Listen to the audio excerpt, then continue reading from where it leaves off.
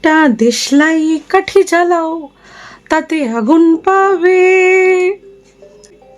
না না, দেশলাই কাঠি তো লাগবেই। কেন বলছি, কারণ আপকামিং থ্রিলার ওয়েব সিরিজ যেটা কিনা স্ট্রিম করবে 23শে জানুয়ারি থেকে জি5-এ, কালীপটকা, সেটা জানানোর জন্য তো দেশলাই কাঠি লাগবেই। জোকস পার্ট, কি ট্রেলার তৈরি হয়েছে বস, দারুণ, মানে ফাটাফাটি পুরো ট্রেলার জুড়ে। মারকাটারি অ্যাকশন তো আছে, কিন্তু হ্যাঁ, সেটা আমার কেমন লাগলো না লাগলো সবই বলবো আমি এই ভিডিওতে। তাই আমরা দেখতে পাবো স্বস্তিকা মুখার্জি, অনির্বাণ চক্রবর্তী, শ্রেয়া ভট্টাচার্য, হিমিকা বাসু প্রমুখ ওদের। তো এই গল্পে আমরা দেখতে পাবো শ্রীমা, রানী, রিঙ্কু, মিনতি, এই চারটে ক্যারেক্টার শহুরে জঙ্গলের ভেতরে তাদের স্ট্রাগল। তো এইখানে ট্রিটমেন্টটা কিন্তু আমরা চাইবো কোনো মতেই বাংলা সিরিয়ালের মতো না হোক, রাইট? এটা একটা ডার্ক একটা ক্রাইম থ্রিলার যখন, তো আমরা চাইবো যে এই সিরিজটার মধ্যে ট্রিটমেন্টটাও সেরকম বোল্ডই হোক। সেখানে মানে গালিগালাজ থেকে শুরু করে সবকিছুই থাকবে, সেই জন্য ওটাকে ওইভাবেই আমাদের অ্যাকসেপ্ট করতে হবে। যাদের অফেন্সিভ লাগবে তারা দেখবেন না, সোজা ব্যাপার। এখানে ওই নিন্দে করতে বসার কিছু নেই। যখন আমরা যখন একাডেমি অফ ফাইন আর্টসেও আমরা একটা খুব সাহসী কাজ দেখেছিলাম পাল্পে, তো এখানে বলে রাখা ভালো, ডিরেক্টর বাই অভিরূপ ঘোষ। তো ওনার এর আগে হরর আর পাল্পের কিছু কাজ তো উনি করেছেন, আর রহস্য রোমাঞ্চ সিরিজ হইচইতে যেটা হয়েছিল ওইটারও ডিরেক্টর উনিই ছিলেন। আর ওনার আরেকটা কাজ 2022-তে হয়েছিল ব্রহ্মদৈত্যী, ওই মুভিটা কিন্তু আমার বেশ ভালো লেগেছিল আর কি, হরের ওই কাজটা। তো দেখা যাক, খুবই এক্সাইটেড এই প্রজেক্টটা নিয়ে।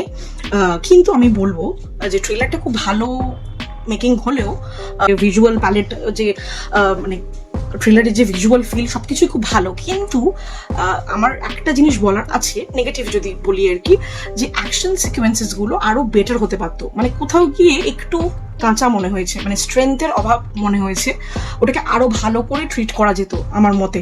কিন্তু বাকি বোঝা যাবে পুরো যখন সিরিজটা দেখবো যে কেমন ভাবে ট্রিটমেন্ট করেছেন এখানে ডিরেক্টর আর কি। বাকি কিন্তু যদি বলি যে ডায়লগস বা অনেক কিছুই, সেগুলো কিন্তু বেশ মানে গরম আছে আর কি।